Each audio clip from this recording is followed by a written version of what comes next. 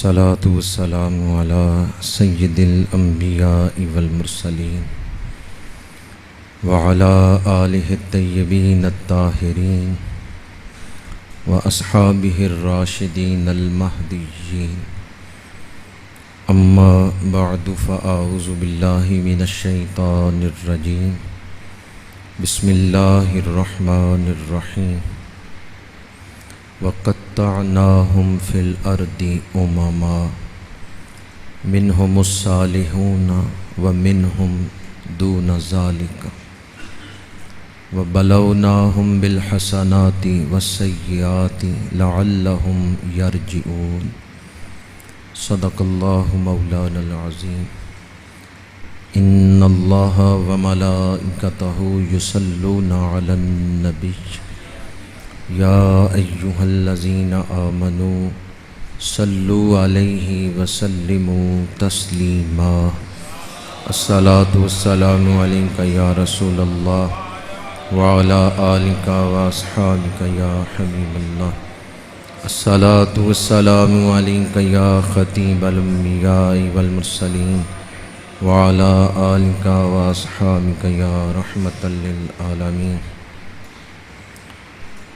علامہ ابن حجر عسقلانی رحمۃ اللہ تعالیٰ علیہ نے بذل المعون کے اندر ارشاد فرمایا ہے، طاعون اور اس طرح کی دوسری وباؤں سے چھٹکارے کے لیے درود شریف کثرت سے پڑھنا یہ بڑا مجرب وظیفہ ہے۔ تو جمعۃ المبارک کے دن مسجد کے پاکیزہ ماحول میں بیٹھ کے اس نیت سے درود شریف پڑھیں کہ اللہ تعالی ہمیں اس وبا سے نجات عطا فرمائے۔ الصلاۃ والسلام علیک یا رسول اللہ وعلی آلک واصحابک یا حبیب اللہ۔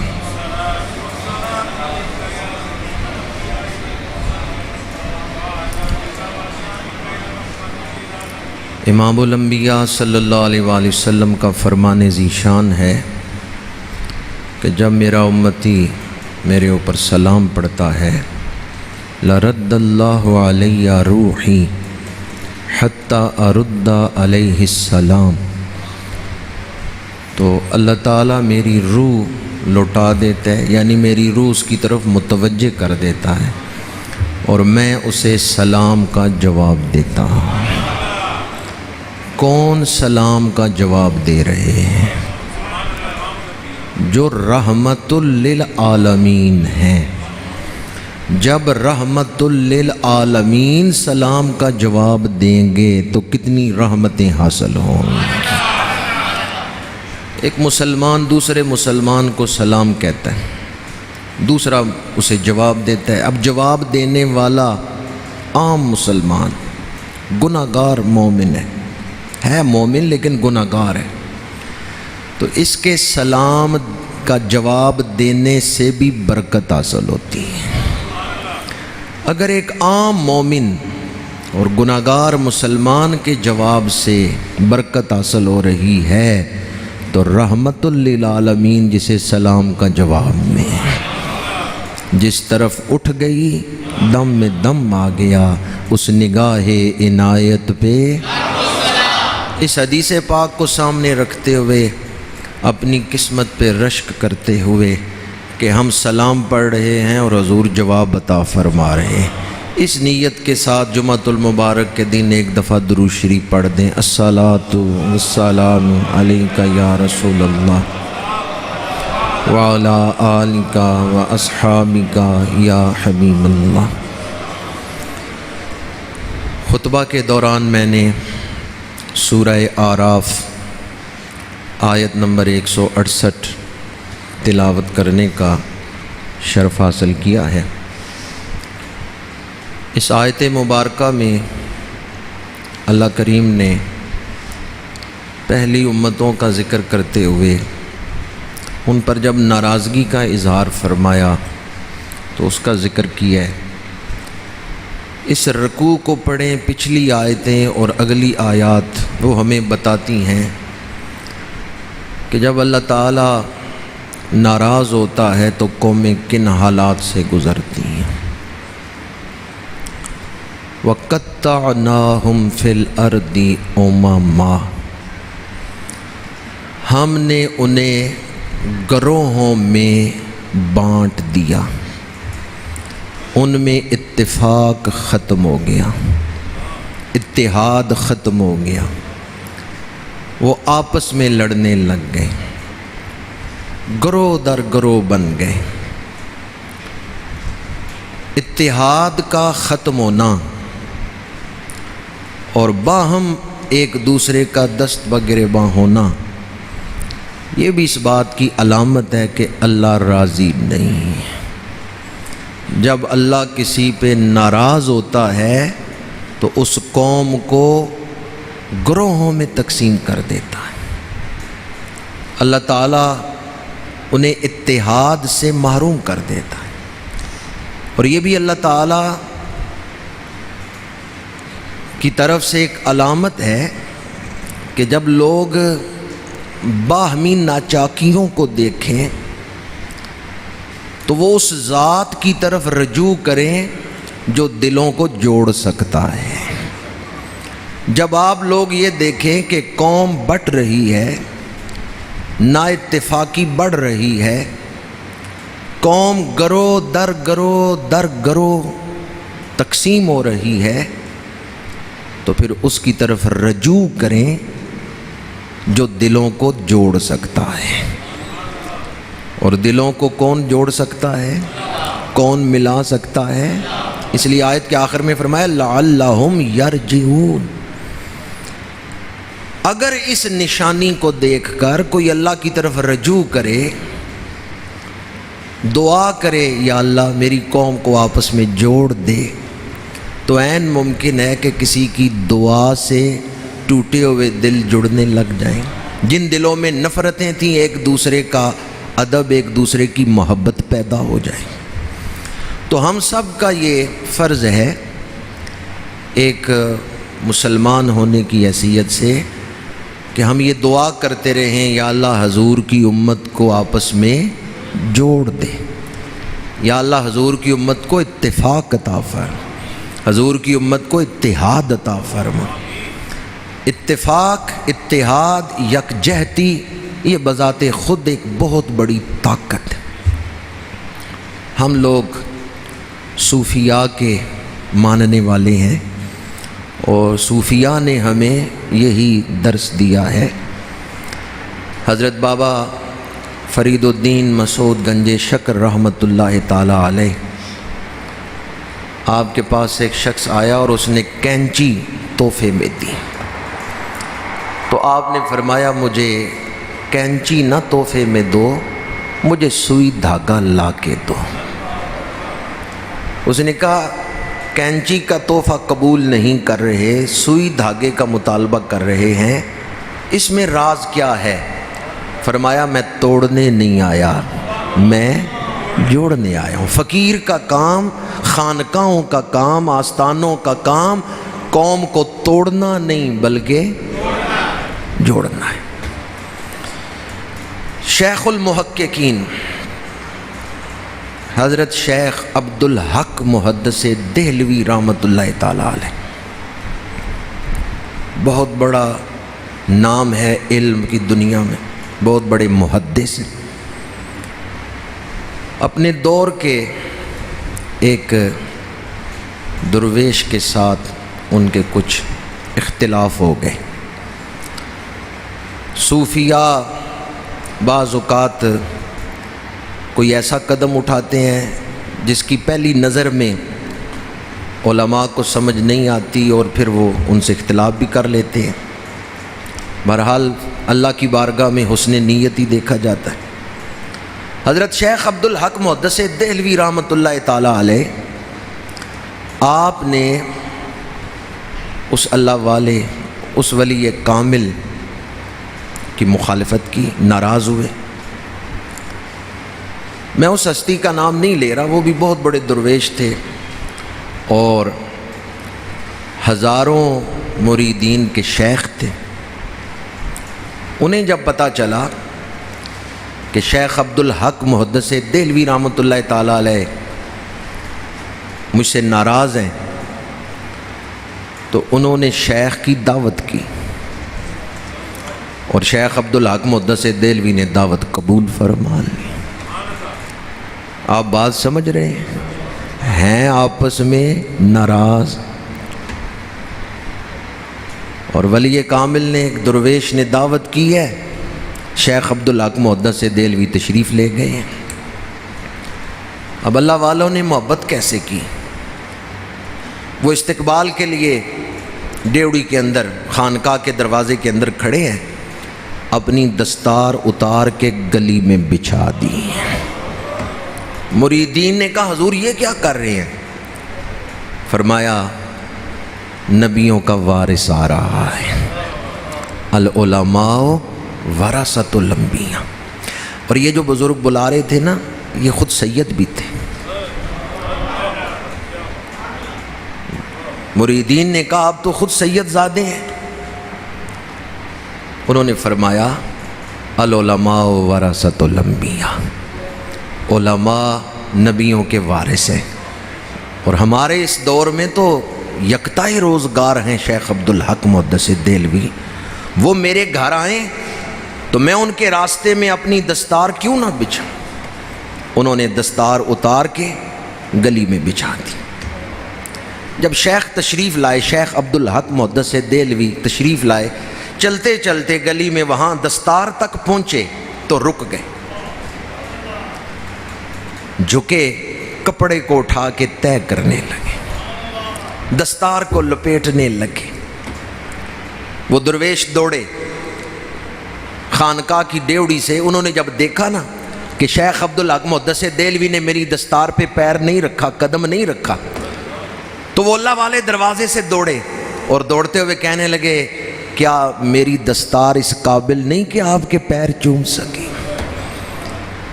کیا میری دستار اس لائق نہیں کہ آپ اس پہ اپنے قدم رکھیں؟ شیخ عبدالحق محدث دہلوی نے دستار اٹھا کے چوم کے سر پہ رکھی اور فرمایا ہم نے علم اس لیے نہیں حاصل کیا کہ درویشوں کی پگڑیوں پہ پیر رکھے۔ دونوں طرف اشکوں کی برسات جاری تھی۔ میں وہ وسیع سینے والے لوگ کہاں سے لاؤں؟ نگاہیں ڈھونڈتی ہیں آج وہ بلند اخلاق والے لوگ، علم کے بہت بڑا نام، لیکن درویش کی پگڑی پہ پیر نہیں رکھ۔ فرماتے ہیں ہم نے علم اس لیے نہیں حاصل کیا کہ اللہ والوں کی پگڑیوں پہ پیر رکھے، اور ادھر درویش کی عظمت دیکھے، وہ سید زادے تھے، لیکن فرمایا عالم نبیوں کے وارث ہیں، میں اپنی دستار ان کے قدموں میں بچھا رہا ہوں۔ جب ہمیں ایسے عظیم کردار والے لوگ حاصل تھے، اسلام پھیل رہا تھا۔ دعا کریں اللہ تعالی ہمیں باہمی محبتیں نصیب فرمائے، وسیع ظرف نصیب فرمائے، اللہ تعالیٰ مثبت سوچ عطا فرمائے۔ یہ جو مثبت سوچ ہے یہ دوریوں کو مٹا دیتی، قریب کر دیتی۔ آیت مبارکہ کا پہلا حصہ میں نے آپ کے سامنے تلاوت کیا، وَقَطَّعْنَاهُمْ فِي الْأَرْضِ أُمَمًا، ہم نے انہیں زمین میں کئی گروہوں میں بانٹ دیا۔ جب اللہ تعالیٰ اس قوم پہ ناراض ہوا، اللہ تعالیٰ نے اسے گروہوں میں بانٹ دیا، ان کا اتحاد، ان کا اتفاق ختم ہو گیا۔ آگے ارشاد فرمایا منہم الصالحون ومنہم دون ذالک، ان میں سے کچھ نیک ہیں اور کچھ اس کے علاوہ ہیں، یعنی نیک نہیں۔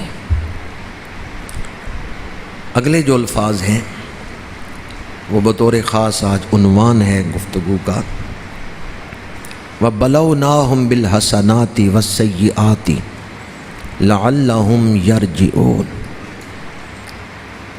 اور ہم نے انہیں حسنات اور سیئات کے ساتھ، خوشحالی اور تنگ دستی کے ساتھ آزمایا۔ ہم نے انہیں آزمایا خوشحالی کے ساتھ اور تنگ دستی کے ساتھ، حسنات کے ساتھ، سیئات کے ساتھ، لعلہم یرجعون، تاکہ وہ ہماری طرف رجوع کریں۔ بلونا، ہم نے انہیں آزمایا، ہم نے انہیں پچھلی آیات پڑھیں تو آیت نمبر 166 میں ہے کہ جس چیز سے انہیں روکا گیا تھا، جب وہ نہیں رکے تو ہم نے انہیں دھدکارے ہوئے بندر بنا دیا ہے۔ جس چیز سے ہم نے انہیں روکا وہ نہیں رکے، اور آگے فرمایا بلونا، ہم نے انہیں آزمائش میں ڈالا۔ اس سے پتہ چلتا ہے کہ آزمائش کیا ہے۔ آزمائش یہ ہے، ایک تفسیری قول عرض کر رہا ہوں، اللہ نے آپ کو زندگی دی، پھر سینے میں آرزویں اور خواہشیں رکھ دیں، پھر اپنا حکم بھی بتا دیا یہ کام کرنا ہے یہ نہیں کرنا۔ جو اللہ کے روکنے پہ رک گیا کامیاب ہو گیا، جو اللہ کے روکنے پہ نہیں رکا برباد ہو گیا۔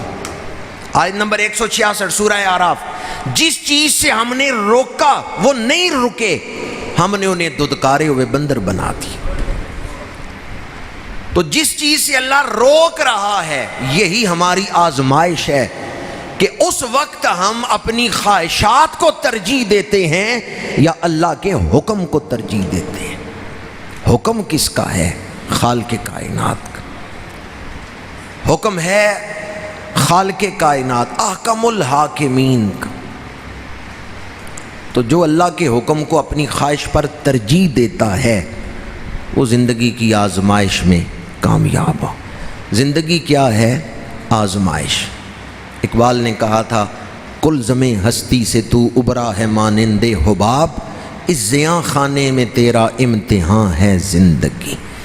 اور یہ بات میں نے گزشتہ جمعۃ المبارک پہ بھی عرض کی تھی کہ روحوں کی 3 قسمیں ہیں، کچھ انتظار میں ابھی عالم ارواح میں ہیں، کچھ اس دنیا میں ہیں، اور کچھ اس دنیا سے گزر کے عالم برزخ میں پہنچ گئیں۔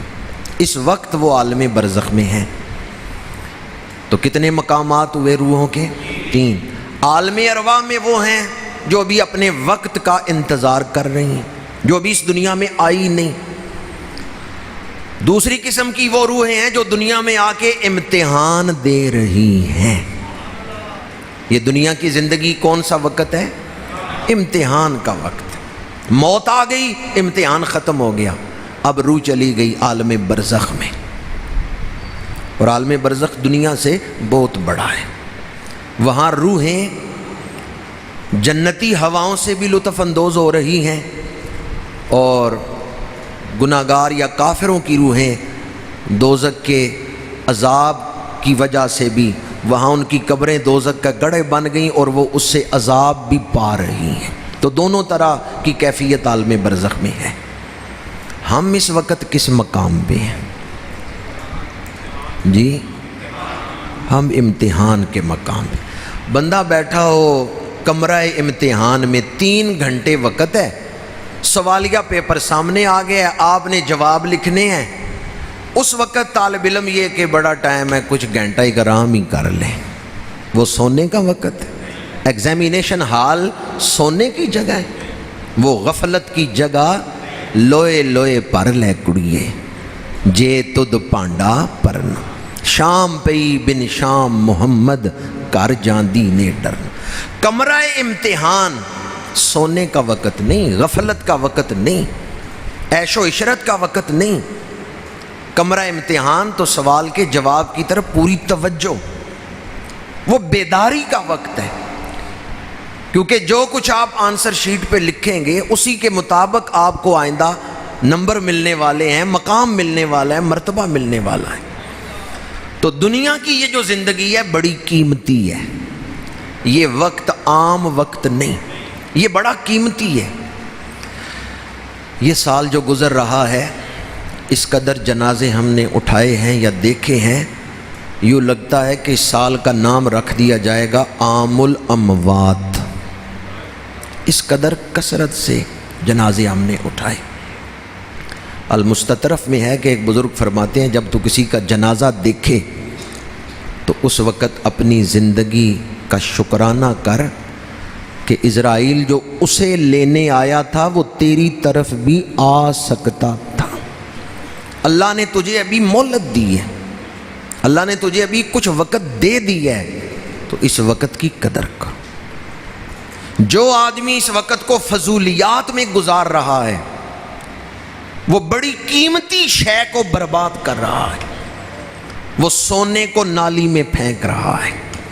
اس کے ہاتھ میں ہیرے آ گئے پر اس نے نالی میں پھینک دی۔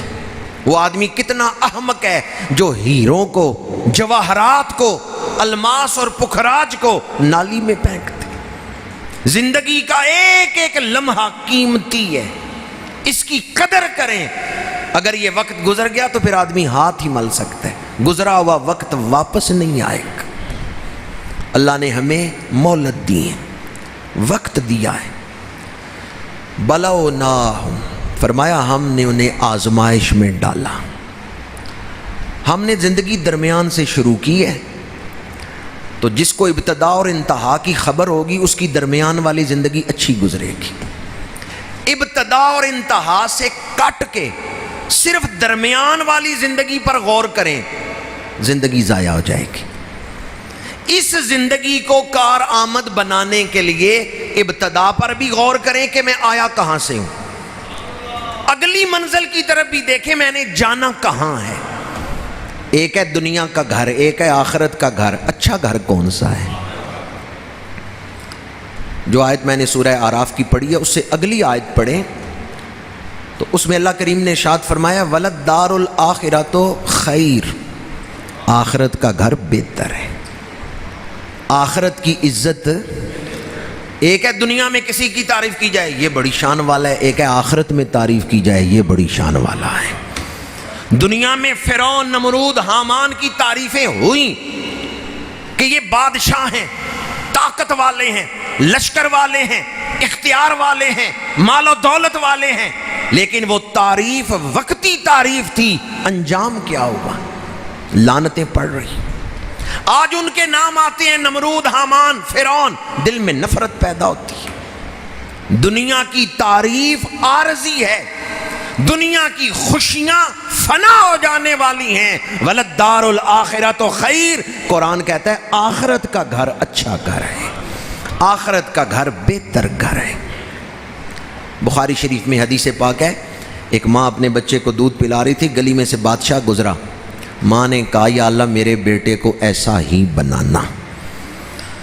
بچے نے دودھ پینا چھوڑ دیا اور دعا مانگی یا اللہ مجھے ایسا نہ بنانا۔ صحابہ کرام عرض کرتے ہیں یا رسول اللہ یہ کیا وجہ ہے؟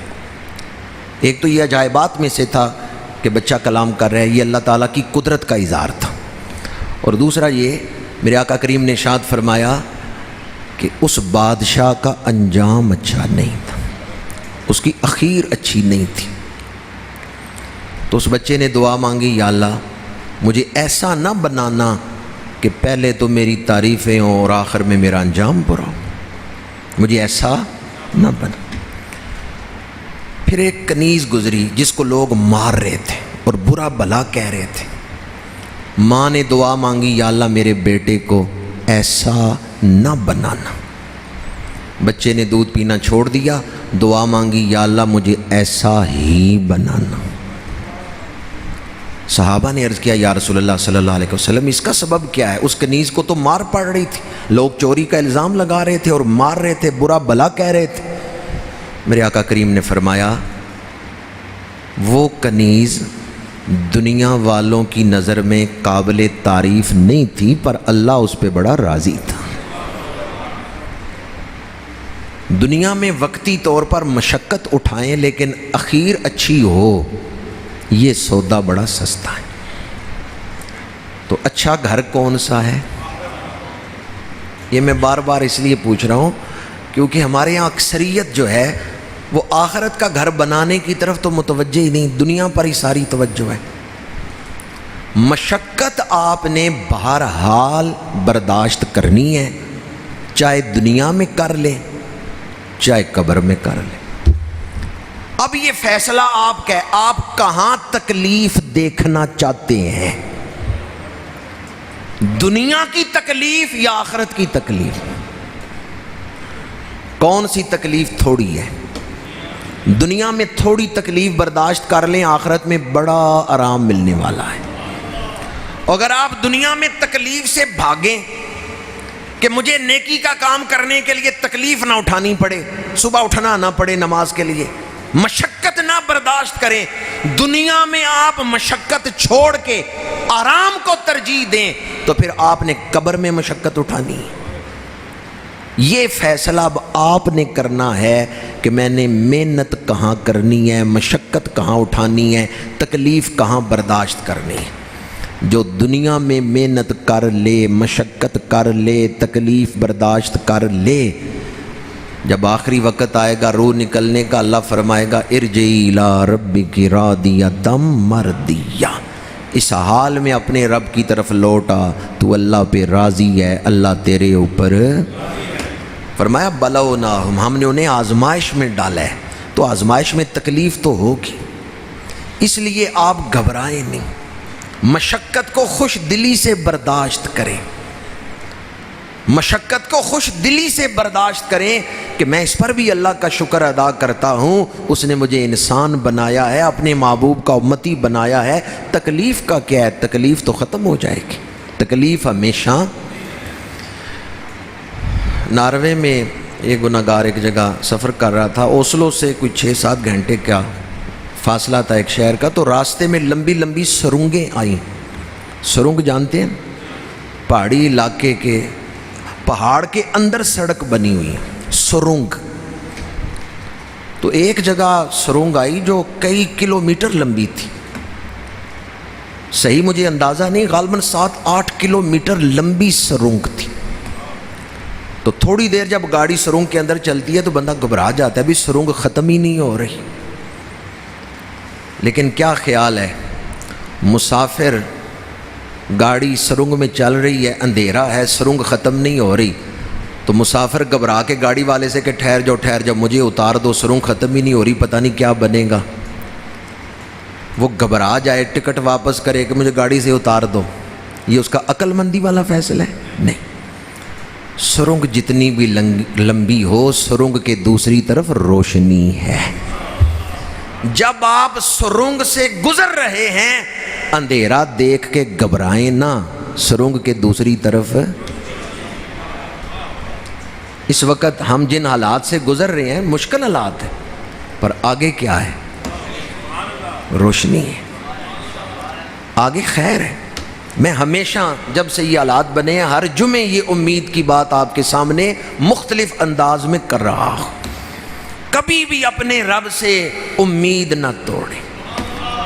اس وقت ہم سرنگ سے گزر رہے ہیں، لیکن سرنگ کے دوسری طرف روشنی ہے، گاڑی چل رہی ہے، ہمیشہ نہیں اس سرنگ میں رہنا، ہمارا رب بڑا مہربان ہے۔ حدیث پاک ہے، میرے آقا کریم صلی اللہ علیہ وآلہ وسلم نے فرمایا، صحابہ جانتے ہو اللہ اپنی شان کے مطابق مسکراتا کب ہے؟ مسکرانا ہماری طرح نہیں، ہونٹوں والا مسکرانا نہیں، اپنی شان کے مطابق۔ صحابہ نے عرض کیا اللہ و رسولہ عالم، اللہ جانتا ہے یا اللہ کے رسول جانتے ہیں؟ میرے آقا کریم صلی اللہ علیہ وآلہ وسلم نے فرمایا، جب کوئی مومن مصیبتوں سے گزر رہا ہے اور وہ گھبرا جاتا ہے کہ مصیبت ختم نہیں ہو رہی، پتہ نہیں اب آگے میرا کیا بنے گا، وہ گھبرا کے پکارتا ہے یا اللہ تیری مدد کب آئے گی، وہ گھبرا جاتا ہے، اللہ مسکرا رہا ہوتا ہے اسے، اللہ جانتا ہے آج اس کی مصیبت کا آخری دن ہے، کل سے تو رحمت اور خیر کا سورج طلوع ہونے والا ہے۔ تو میرے آقا کریم نے فرمایا وہ بندہ گھبرا گیا، حالانکہ اس کو نہیں پتا تھا آج میری مصیبت کا آخری دن ہے، کل سے تو خوشیوں کا دور شروع ہونے والا ہے، اور اللہ تو جانتا ہے، اس لیے اللہ تعالیٰ اس بندے پر اپنی شان کے مطابق مسکراتا ہے۔ بلوناہم، ہم نے انہیں آزمائش میں ڈالا، کس چیز کے ذریعے؟ اگلے الفاظ بھی بڑے قابل غور ہیں، بالحسنات والسیئات، حسنات کے ساتھ آزمائش میں ڈالا، کسی کو غربت دے کے آزمائش میں ڈالا۔ یہ سورہ آراف کی آیت نمبر 168 ہے، واضح طور پر بتا رہی ہے دولت بھی آزمائش، غربت بھی دنیا کی زندگی بہر صورت آزمائش ہے۔ ہمارے ہاں ایک غلط فہمی یہ ہے، ہم یہ سمجھتے ہیں کہ بیماری تو آزمائش ہے، صحت آزمائش نہیں۔ ہم یہ سمجھتے ہیں غربت آزمائش ہے، امیری آزمائش نہیں۔ سورہ آراف کی آیت بتا رہی ہے دونوں حالتیں آزمائش ہیں۔ جس طرح غربت آزمائش ہے اس طرح امارت بھی آزمائش، جس طرح بیماری آزمائش ہے اسی طرح صحت بھی آزمائش۔ لیکن ہمارے ہاں ایک فکر یہ ہے کہ ہم صرف بیماری کو آزمائش سمجھتے ہیں اور صحت کو آزمائش نہیں سمجھتے۔ ظفر بہادر علی شاہ ظفر نے بڑی خوبصورت بات کی تھی، ظفر آدمی اس کو نہ جانیے گا ہو کیسا ہی صاحب فہم و ذکا، جسے عیش میں یاد خدا نہ رہی، جسے تیش میں خوف خدا نہ رہا۔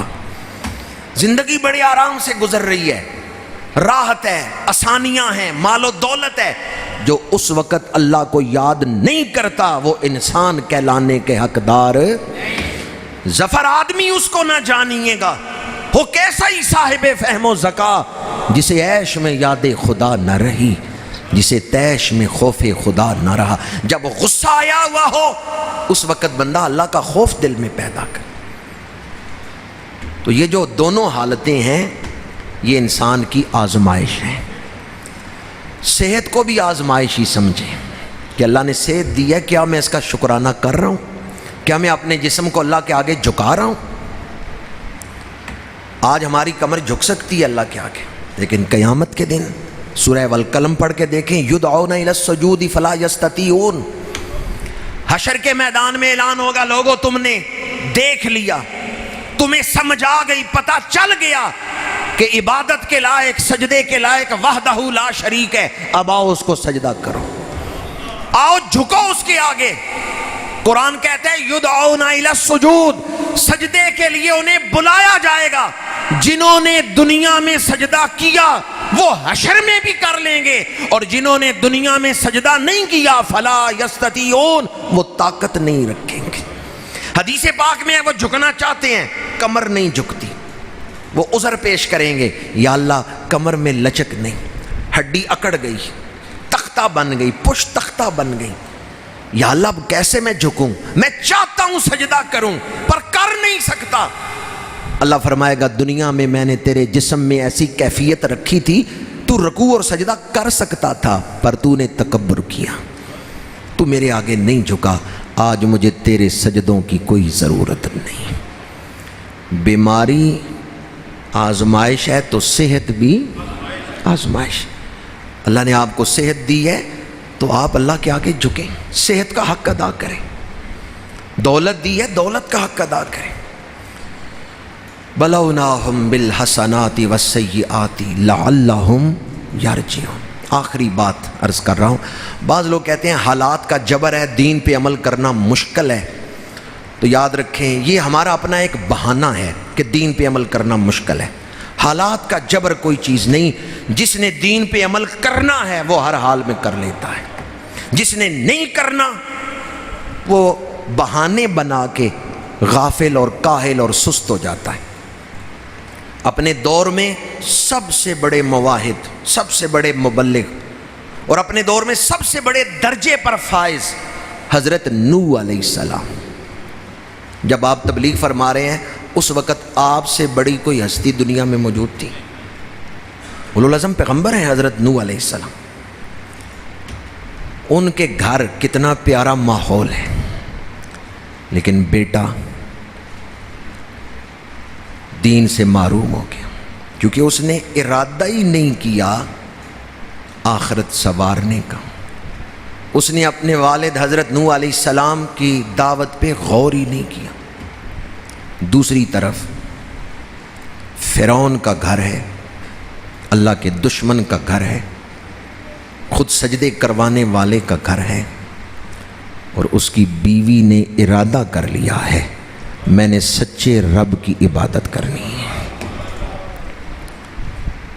ایک طرف ماحول پاکیزہ تھا، لیکن اس پاکیزہ ماحول میں رہنے والے نے ارادہ نہیں کیا، آخرت سنوارنے کی طرف دھیان نہیں دیا، نبی کی دعوت پہ غور نہیں کیا، بدبخت ہو گیا۔ اور دوسری طرف فرعون کے گھر میں رہ کے اس کی بیوی نے حضرت موسیٰ علیہ السلام کی دعوت پہ غور کیا، ایمان لائی، تکلیف اٹھائی، مومنہ عورت بن کے دنیا سے گئی۔ اللہ قرآن میں اس کی شان بیان کر رہا ہے۔ اب فرعون کے گھر ماحول کیسا تھا اور اس کی بیوی کا کردار کیسا ہے؟ اگر آج ہم یہ کہیں کہ جی حالات کا جبر ہے، حالات ایسے ہیں، یہ ہمارے اپنے نفس کا ایک بہانہ ہے، ورنہ جس نے آخرت بنانی ہے وہ فرعون کے گھر رہ کے بھی اللہ پر ایمان لا کے تکلیفیں اٹھا کے اپنی آخرت سنوار رہی۔ گفتگو کے دوران بھی میں نے یہ بات کی، یہ فیصلہ آپ نے کرنا ہے کہ دنیا کی مشقت یا قبر کی مشقت۔ ایک جگہ تو ہم نے اپنے آپ کو مشقت سے گزارنا ہے، یہ انتخاب آپ کا ہے، یہ فیصلہ آپ کا ہے۔ اگر آج تھوڑی تکلیف برداشت کر لیں گے، اللہ آخرت میں زیادہ اجر عطا فرمائے۔ گلستان میں حضرت شیخ سعدی رحمۃ اللہ تعالیٰ علیہ نے لکھا ہے کہ ایک بادشاہ اپنے وزیر سے ناراض ہوا، اسے جیل میں ڈال دیا۔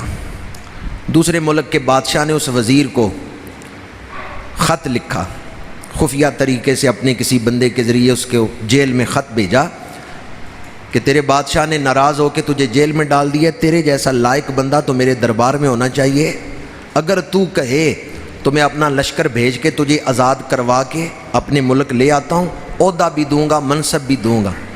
اسی خط کے دوسرے حصے پہ، اس کی پشت پہ وزیر نے لکھا، اس بادشاہ کے بڑے احسان ہیں میرے اوپر، میں بے وفا نہیں ہوں۔ آج وہ ناراض ہوا ہے، آج وہ مجھے تکلیف میں ڈالے ہوئے ہے، میں اس کی ناشکری نہیں کروں گا، آئندہ مجھے یہ خط نہ لکھنا۔ اس نے واپس بھیج دیا۔ اس وزیر کا ایک دشمن تھا، اس کو پتا چلا کہ دوسرے ملک کے بادشاہ کے ساتھ خط و خطابت ہو رہی ہے۔ اس نے اپنے بادشاہ کو مخبری کی کہ جس وزیر کو تم نے جیل میں ڈالا ہے وہ تمہارے خلاف چالیں چل رہا ہے، دوسرے ملک کے بادشاہ کو بلا رہا ہے، اس نے خط لکھ کے بھیجا ہے۔ اس بادشاہ نے اپنے سپاہی بھیجے، جاؤ اس قاصد کو گرفتار کر کے لاؤ۔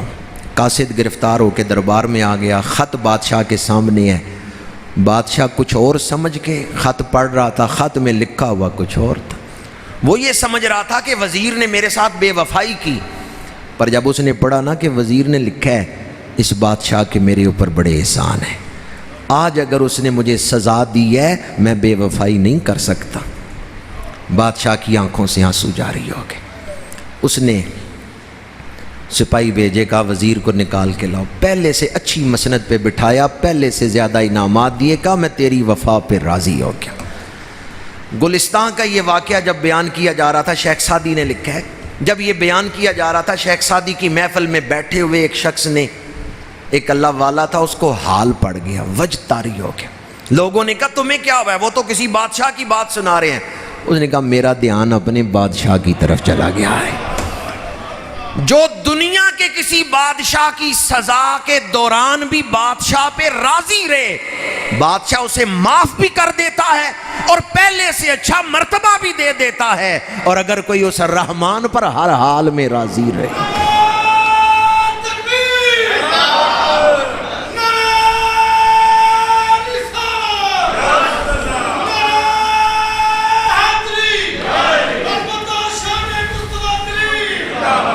جیویں پیارا راضی ہووے مرضی ویک سجن دی، جے تو مرضی اپنی لوڑیں اے گل کدے نہیں بن۔ جنہ دکھاں وچ دل بر راضی سکھ انہاں تو وارے، دکھ قبول محمد بخشا راضی رہن پیارے۔ ردیت باللہ ربم و بالاسلام دینم و بسیدنا محمد نبیم و رسولا۔ اللہ جس حال میں رکھے ہم، اللہ جس حال میں رکھے ہم، لعلہم یرجعون، جو اللہ کی طرف رجوع کرتا ہے اللہ اسے محروم نہیں کرتا۔ اللہ میں استقامت عطا فرمائے۔ وما